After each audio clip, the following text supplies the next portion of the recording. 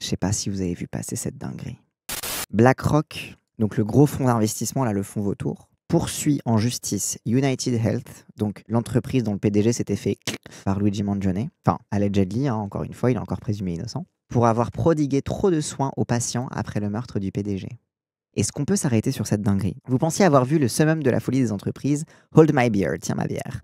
BlackRock, le gestionnaire d'actifs le plus puissant du monde et principal actionnaire de United Healthcare avec près de 10% du capital, poursuit littéralement le géant de l'assurance maladie. Mais pas pour ce à quoi on pourrait s'attendre. Ils sont furieux que United Health accorde peut-être trop de soins aux patients. Oui, oui, vous avez bien lu. Dans le monde à l'envers de Wall Street, fournir des soins de santé est apparemment mauvais pour les affaires. Voici le postulat tordu de la plainte. Après l'assassinat de son PDG Brian Thompson et les protestations du pays entier contre le refus de remboursement, United Health aurait apparemment pris peur. On raconte qu'ils approuvent davantage de traitements, donc que ça a eu un effet concret de « Oh putain, on s'est fait buter notre patron parce qu'on refuse des traitements à des gens alors qu'ils y ont droit. » Bah peut-être qu'on va du coup, pour apaiser les gens, leur accorder les traitements dont ils ont droit. Un rappel que de base, ils refusaient les traitements qui étaient de droit des personnes. Bref. On raconte qu'ils approuvent davantage de traitements, couvrent davantage de procédures et se comportent même, peut-être, Dieu nous en préserve, comme une véritable compagnie d'assurance plutôt que comme une machine à refus. Et BlackRock est énervé à ce sujet. La plainte allègue que United Health a induit les investisseurs en erreur, en ne précisant pas clairement comment toute cette publicité négative pourrait les inciter à honorer leur contrat d'assurance. Apparemment, lorsque votre PDG se fait licencier pour avoir refusé des traitements contre le cancer, la réponse logique est peut-être de cesser de refuser autant de traitements contre le cancer. Pas licencié, mais se fait buter pour avoir refusé des traitements. Je pense que la traduction est mauvaise. Mais cela réduit les profits.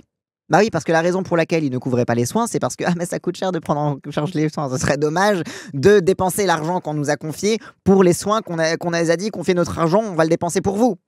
Ce serait dommage. Et lorsque les profits chutent, la participation massive de BlackRock perd de la valeur. Les mathématiques sont dégoûtantes mais simples. Chaque demande approuvée égale moins d'argent pour les actionnaires. Chaque intervention chirurgicale prise en charge égale moins de dividendes. Chaque vie sauvée égale moins de cours de l'action. Il s'agit de la spirale infernale du financement des soins de santé dans sa forme la plus pure. BlackRock a contribué à faire de United Health une machine à rejeter les demandes d'indemnisation, à tirer d'énormes profits de ce modèle et intente maintenant un procès. On est arrivé à un stade où, littéralement, ils poursuivent en justice une entreprise parce que pour une fois, elle essaye de faire le travail pour lequel elle a littéralement des contrats avec ses clients, parce que, ah ben tu comprends, ça coûte plus cher et qu'après nos actionnaires, ils auront moins d'argent. C'est vrai, je trouve que toute cette histoire, United Health avec et maintenant les nouveaux développements avec BlackRock qui poursuit en justice, etc., ça révèle vraiment à la fois les évolutions du capitalisme néolibéral, du capitalisme financier, vous appelez ça comme vous voulez, son inhumanité fondamentale, et aussi à quel point le capitalisme est une machine de mort. Oui, c'est ça, les capitalismes vont vendre la corde avec laquelle on les pendra, tu vois, genre c'est littéralement ça. BlackRock a contribué à faire d'United Health une machine à rejeter les demandes d'indemnisation, à tirer d'énormes profits de ce modèle et intente maintenant un procès car l'indignation du public pourrait contraindre l'entreprise à fournir des soins de santé. Ils poursuivent littéralement en justice pour avoir le droit de laisser les gens mourir pour le profit. Ils poursuivent en justice pour revendiquer le droit de laisser les gens crever tant qu'ils ont de la thune. Les mensonges de BlackRock sur l'investissement responsable dévoilés. Vous vous souvenez quand BlackRock adorait parler des principes ESG et de l'investissement responsable? C'était une période un petit peu où les gens commençaient un petit peu à parler des fonds d'investissement. BlackRock, ils étaient très très bien quand personne parlait d'eux et à un moment, tu as des manifestations, vous avez dû voir les manifestations avec Attac notamment, qui avait fait des gros vautours avec marqué BlackRock, etc. Où le grand public, et notamment le public militant politisé, a commencé à sortir le nom de BlackRock en mode hey, coucou, il y a ce qu'on appelle des fonds vautours et ils font des dingueries. Et du coup, à ce moment-là, BlackRock, qui avait un petit peu le somme de devoir sortir de l'anonymat, avait commencé à en faire des tonnes sur le fait que, mais vous comprenez, on fait des investissements responsables. On fait des investissements en fait pour faire du bien. Tant qu'on a de l'argent, on investit dans des trucs qui sont bons pour la planète. Il s'avère que leur concept d'investissement responsable consiste à s'assurer que les assureurs maladie continuent de refuser impitoyablement des soins. Lorsque United Health a commencé à couvrir davantage de traitements après l'assassinat de son PDG, BlackRock a vu les dollars disparaître et les honoraires d'avocats apparaître. Bah oui, parce que... Oui, les trucs de responsabilité sociale des entreprises, exactement. C'est d'ailleurs la même entreprise qui est poursuivie pour éco-blanchiment en Europe. Apparemment, mentir sur son engagement ne se limite pas à l'environnement. Oui, c'est eux qui sont concernés par les bails de Nestlé, etc. Enfin, bref. L'incitation perverse ultime. Imaginez à quel point c'est aberrant. BlackRock possède United Health, tire profit de ses refus de remboursement, puis les poursuit en justice lorsque les mauvaises relations publiques les obligent à approuver davantage de traitements. C'est comme être propriétaire d'un restaurant et poursuivre le chef en justice pour avoir préparé les plats trop bons parce que plus chers. Mais il ne s'agit pas de hamburgers, mais de gens qui meurent. Chaque traitement de chimiothérapie approuvé par United Health après l'assassinat, c'est de l'argent sorti de la poche de BlackRock. Chaque prescription d'insuline prise en charge, un manque à gagner. Chaque opération chirurgicale qui ne combatte pas bec et ongles, une destruction de valeur pour les actionnaires. Quand le meurtre devient un problème commercial. Voici ce qui s'est réellement passé. Luigi Mangione n'a pas seulement tué un PDG, il a accidentellement perturbé l'activité de l'entreprise. Soudain, United Health n'a plus pu rejeter les demandes d'indemnisation avec la même efficacité sociopathe, car tout le monde regardait. La réaction du public l'a obligé à faire semblant de se soucier de ses clients. Et faire semblant, c'est cher. La plainte de BlackRock soutient essentiellement « Hey, vous ne nous avez pas dit que le meurtre de votre PDG vous obligerait à couvrir davantage de traitements médicaux, cela réduit nos rendements ?» Il ne s'agit pas d'un défaut du système de santé américain, mais d'une caractéristique. Donc, it's not a bug, it's a feature, comme on dit.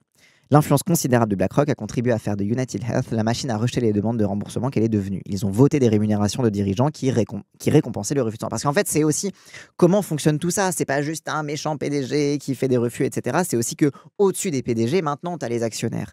Et tu as les actionnaires qui choisissent de rémunérer, d'approuver, de virer, etc. les PDG en fonction de est-ce que vous arrivez à buter plus de monde pour nous ramener plus de thunes. Concrètement, c'est ça. Et que donc en plus de ça, on arrive donc dans un comment dire, le monde du capitalisme financiarisé, particulièrement à l'ère des fonds vautours, etc. Ça rajoute une strasse encore au-dessus du patron, qui est donc celle de l'actionnariat, et donc celle du coup des patrons des hedge funds et des trucs comme BlackRock en fait, parce que du coup BlackRock c'est un fonds vautour, mais du coup qui a un patron de par-dessus. En fait, tu as des espèces de jeux de poupées russes permanents en fait du capitalisme où il y a toujours un plus gros poisson quoi.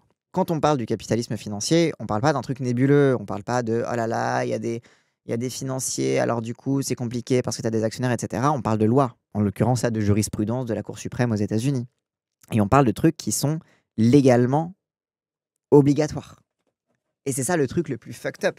C'est que tout ça révèle pas, encore une fois, révèle pas un bug dans le système, mais révèle exactement comment il est construit. Ça nous permet de décortiquer, de le comprendre et de le déconstruire de ah ok d'accord, en fait la loi dit que l'actionnaire prime sur le reste. Et donc, si l'actionnaire décide que c'est plus lucratif de laisser mourir les gens, qu'est-ce qu'on en fait? Et je pense que ça va être tout l'enjeu de cette poursuite en justice, justement. Ils ont approuvé des stratégies privilégiant le rendement des actionnaires aux résultats pour les patients. Mais lorsque l'indignation publique menace ce modèle économique, ils ne se mobilisent pas pour soutenir de meilleurs soins de santé. Ils intentent des poursuites pour protéger leur droit à tirer profit de la souffrance humaine. La chute qui n'est pas drôle. BlackRock gagnera probablement ce procès. Bah oui, parce que du coup, il y a encore une fois, comme dit Citoyen L, déjà la jurisprudence qui va dans le sens, c'est que, en théorie, BlackRock est dans son bon droit. Gagnera probablement ce procès ou se contentera de millions. Donc, si jamais il décide un settlement d'un accord, vous savez, genre c'est soit tu fais le procès, soit tu donnes de la thune pour éviter le procès. Et donc voilà, donc c'est une forme d'extorsion. Voilà. Globalement, le système légal états-unien est un immense système organisé d'escroquerie. Raisonnement à l'amiable pour des millions, etc. Enfin bref, c'est un settlement exactement. Ils ne poursuivent pas seulement United Health, ils attaquent l'idée même que l'assurance maladie devrait fournir une assurance maladie. Ils se battent pour leur droit constitutionnel à tirer profit des décès et à subir des pertes financières de leurs vivants. Bienvenue dans le système de santé américain où trop se soucier des autres est un procès en devenir. Donc que même quand pour l'image, parce que quand même ton PDG il s'est fait buter et que les gens ils sont un petit peu en colère et que ça a fait émerger un peu une conscience de classe de gens qui se rendent compte que leur système de santé il est nul à chier, même dans cette situation-là, le système doit continuer, la machine doit continuer. Et même quand dans ce truc-là, tu te dis bon vas-y, on va donner quelques gages, on va baisser notre taux de refus de 90 à on va dire 75%, bah c'est tout moche et tu te fais poursuivre en justice quoi. Hop, et avant de partir, n'hésitez pas, si cette vidéo vous a plu, à liker, commenter, partager comme d'habitude, ça aide à faire tourner l'algorithme. Et si vous voulez me soutenir financièrement, n'hésitez pas à cliquer sur le lien Stream Elements qu'il y a dans la description de cette vidéo. Allez, cette fois je vous laisse.